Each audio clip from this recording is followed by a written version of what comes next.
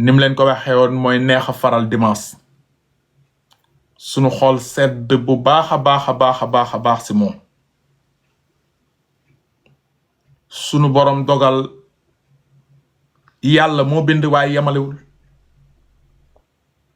dafa bind ñi yor xol yi rafet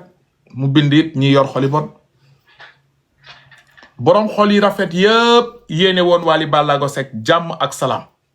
bu ko dara stressé bu ko dara métti jamono boobu it am na ñu ko yéene woon safaan borom xol yi bon yi di dem sax bay defar ay image yoo xamante ni ñu ngi naan Wally Seck bu demee prison dañuy dindi rasta yi day def ndel fondal ndeysaan la degré de la méchanceté de certains Sénégalais ça me dépasse waaye heureusement yàlla du sénégalais heureusement yàlla du nit ba nit ki bu yéenee doomu aadama safaan pour mu dal doomu aadama boobu yàlla sunu borom lay soob te gisuma Wally Ballago Seck lan la def ci lu ñaaw ak ci lu bon ba nit ki war ko yéene safaan sunu borom nangu safaan boobu moo tax doomu aadama yi yore xoli bon yi nañuy naani ji lu sedd seen xoli di xaw a féex tuuti lu am sunu boroma gis ngeen ko depuis keroog wax nañ leen ko bitim réew la nekk ba mu nekkee bitim réew sunu borom dogal ñu am luñ ko def ca aéroport ba mooy lan ñu ne defal nañ ko opposition maanaam bu ñëwatee ba dugg ci aéroport bi pour mu génn ti réew ma dana ko jafe lool xam naa nag ñàkkul am na ay xaritam yoo xamante ni ñu ngi liggéey ci aéroport ba daal di koy contacter ne ko fii am nga fi opposition xam nga rek léegi nag moom it mu gis lan la war a mën a def ba mérito loolu si la génn def vidéo am ñu génn ne warutoon def vidéo boobu am ñu génn ne war na def vidéo bi ndax nag béy sax boo ko bëggee rendi faaw mu ne yuuxu Wally dafa dem ba sës ci acharnement bi ci wax ju ñaaw ji te au début depuis 3 mois ci ginnaaw la dem Amérique ñu jékki-jékki ne Wally Seck bu ñëwee Sénégal am problème terewul mu toog Amérique dafa ñibbi si biir Sénégal def lu muy def yépp ñu ne ko ana problème bi mu génn doxam ñu continuer rek di acharné wu ne fii ak roofuñu ko si kaso bi rek ñenn ñi duñu kontaan parce que lan parce que xëy na bokkutoon gis-gis ak ñenn ñi mais fii yonent yàlla Muhammad sallallahu alayhi wa sallam moo gën a fort buñ ñu bindee tey moo tax te pourtant yàlla sunu borom ba mu ne kii moo gën ci yéen am nañu taxaw ne gënul si ñun ànduñoo ak moom te dañoo libre yàlla mënoon la leen mbugal rey leen ñoom ñëpp ne man ma ne sama ndaw gii laa yónni moo gën ci yéen moom moo tax ma sàkk leen bu mu leen nar a dugal ëllëg ajjana sax moo ma tax ngeen ne keneen ngeen di topp du ngeen ko topp yéen tey laa leen di rey mais defu ko waa lan moo tax tey ñu dem ba ci politique am ñu taxaw ne bépp nit bu bokkut ak gis-gis ak ñun ku nu bokk ak gis-gis doo am jàmm au nom de quoi picc da ngay gis mu taxaw ci garabu kàddu jékki-jékki naaw dem si taxaw garabu niwaakin dafa libre mooma boppam waxuma la ak doomu aadama mooy choisir lu ko neex ku ko neex àndal yàlla dogal na nag ba Wally génnee devant tous les Sénégalais li mu wax leer na mu ne lan moo tax ñuy acharné wu sama kaw doomu réew mi la citoyen sénégalais la bu ñu jàppee ni sama justice réew daf maa soxla incha allah rabbi dinaa ñibbi sama réew nañ ma jox convocation ma wuy sama justice luñ ma laaj ma tontu lenn de laa jàpp ne que xëy na nar nañ ma ko toppee mooy lan mooy oto gi nga xamante ni maa ko jëndoon bitim réew jaaral ko ci port bu Ndakaaru Njaay Jal Diop fay 40 et quelques millions ci dédouanement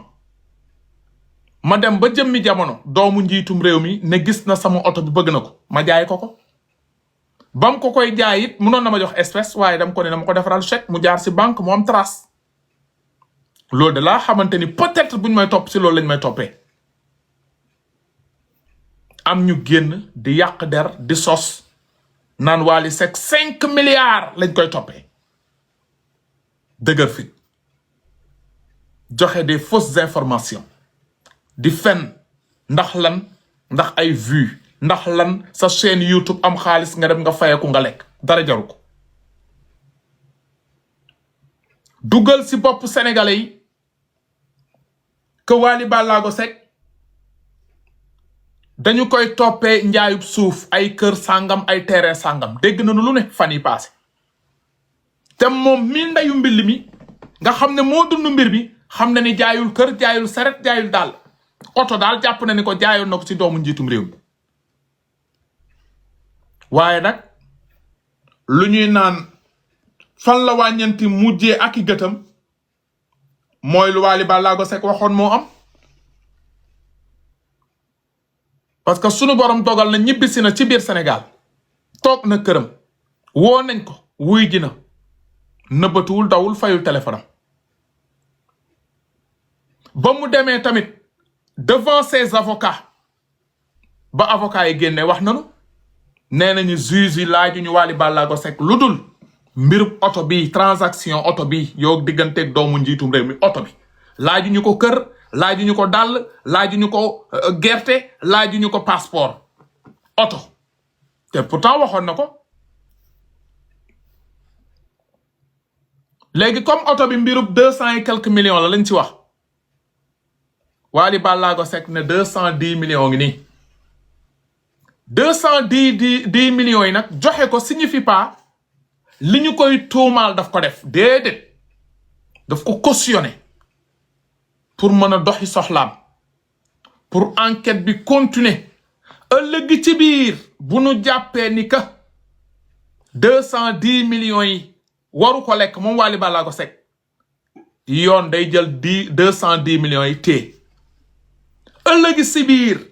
bu yoon xoolee kayit yi Wally Ballago Seck andi ne oto la sekkoon ak doomu njiitum réew mi jaay ko ñu vérifier nguur day jëlaat 210 millions yi joxaat ko Wally Ballago Seck ne ko sa ginnaaw bandang looloy caution bi signifie pas dafa joxe rek dafa fay pour am liberté déedéet enquête bi dafa nekk en cours d'instruction dañuy nekk di vérifier te comme moom dafa am yeneen yu muy doxi 210 millions du salaamaaleykum ci doomu Papa Thione bi mu daal di leen koy tegal ba mu jekk ci enveloppe daal di leen ne man damay doxi sama soxla ñu ne ko demal fu la neex teguñu benn charge ci kaw Wally Ballago Seck benn charge teguñu ko ci Wally Ballago Seck newuñu ko fii ngay dem doo dem fii déedéet newuñu ko maafe ngay war a lekk doo lekk ceebu jën déedéet newuñu ko da ngay toog sa kër doo génn sax koñ gi déedéet newuñu ko andil sa passeport dootoo mën a tukki déedéet nee nañ ko demal fu la neex dégluñu toppeewuñ la kër toppeewuñ la dorog toppeewuñ la faux billet toppeewuñ la rey nit toppeewuñ la yàq ëmb luñ la toppee dañoo gis ne que ci compte doomu njiitum réew mi jële woon na 210 millions mu ñëw sa compte xaalis bi nag pour lan la yow da nga ne oto nga ko jaayoon laisse nous vérifier Wally jox na leen les documents ne vérifier leen oto bii depuis France wala Europe wala Amérique maa ko jënd maa ko yégal ci conteneur maa ko andi ci port maa fay douane doomu njiitum réew mi gis na barde na waxtaan nanu jaay naa ko defal naa ko décharge maa ngi ak samay dossier léegi nag ñoom ñi nga xamante ni ñoo sekk mbir mi ñu ngi ko téye lan la ñu téye mooy dossier yi Wally Ballago Seck jox danañ ko saytu nag xool est-ce que matricule oto bi ak oto bi lu ñu wax loolu lay jar est-ce que prix bi temps et temps bu ko defee jour dina ñëw ñu ne Wally Ballago Seck amaatal sa xaalis bi nga fi cautionné woon lii sa alal la am nga droit jaay doomu njiitum réew am nga droit jaay doomu ministre am nga droit jaay sax président de la république parce que li nga jaay du fraude du lu ñuy aaye ci biir réew mi donc encore pour ñi xamutoon ñu leeralal leen ko pour ñi xamut ñu leeralal leen ko ay avocat mit wax nañu bu ngeen bëggee it ñu texte lu avocat bi wax mu gën a leer pour ñenn ñi parce que dafa am ñoo xam ne dañoo gaaw si yàq der excusez-moi avocat bi wax mu gën a leer am na ñoo xam ne danoo mën a yàq der danoo mën a sos dinañ ne way dafa fay xaalis moo tax tëjuñu ko dafa fay xaalis moo tax ñu bàyyi ko déedéet fayut xaalis dafa cautionné fay xaalis ak cautionné c'est différent dafa cautionné ñu déglu benn ci ay avocat am lu mu wax waaw bu ma juumul ma tegal leen ko rek tuuti dafa am solo après ñu ñëw ñu jàll si leneen lu ñuy jàll excusez-moi vidéo ba nekk ni tenir avec le juge d'instruction c'est que Ibrahima Wally Seck a été inculpé pour les infractions d'association de malfaiteurs et de blanchiment de capitaux. Nous avons cru devoir, pour éviter toute surprise, procéder à la consignation du montant de 210 millions relatif à une transaction portant sur un véhicule. Alors, à la suite de ça, le juge d'instruction lui a accordé la liberté provisoire. Je tiens à préciser, parce que il y a beaucoup d'amalgames qui sont faits autour de la question de consignation. La consignation n'a absolument rien à voir avec la culpabilité. La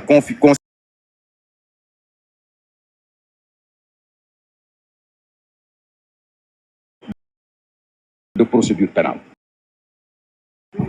Et que donc, à la fin de la procédure,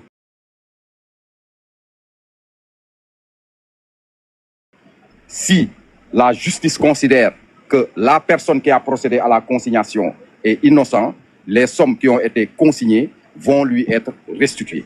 Donc, il faut arrêter de faire cet amalgame en considérant qu'une personne qui consigne fait un aveu de culpabilité. Donc, globalement, c'est ce qu'on peut retenir à la suite de cette audience. Ibrahima Wally Seck est totalement libre de ses mouvements et maintenant, la procédure d'instruction va continuer jusqu'à son terme. Il est fort possible qu'en cours d'instruction, un non-lieu lui sera accordé dans la mesure où la transaction portant sur ce véhicule ne rend compte d'aucune des infractions pour lesquelles il a comparu devant le juge d'instruction.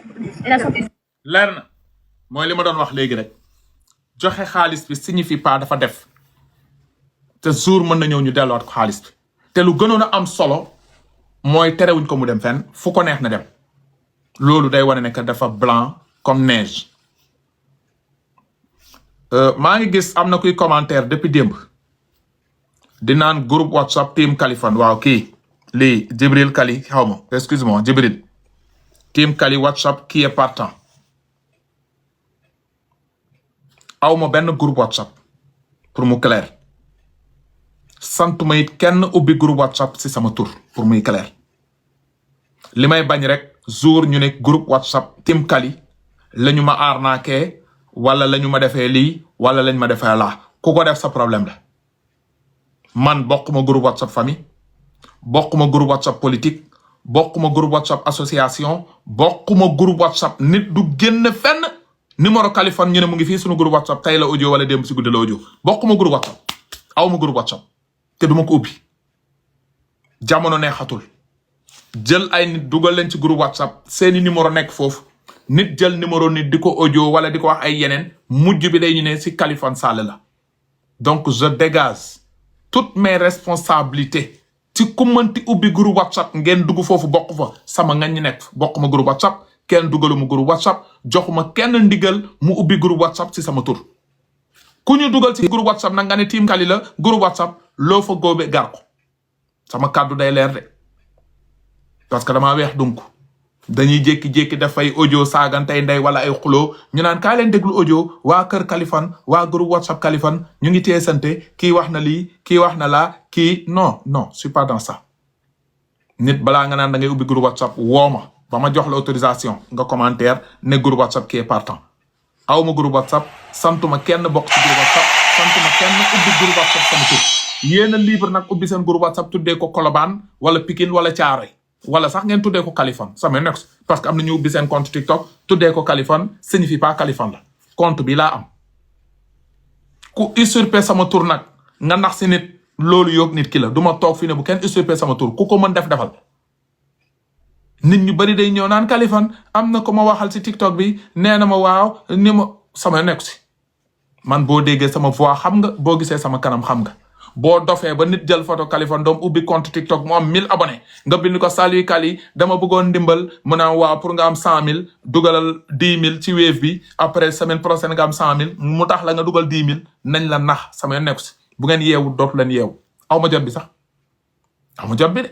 man sama wax day leer de encore une fois man maa gën a siiw dërëm lu ma def mu siiw moo tax damay moytu damay sóoraale nu ne la ñuy jéemee pour andi la ci pax mi ainsi de suite donc leer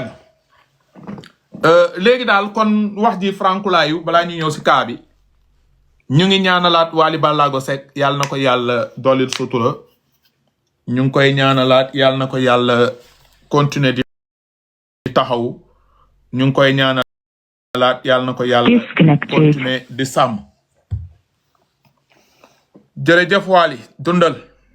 nga commencé waat say événement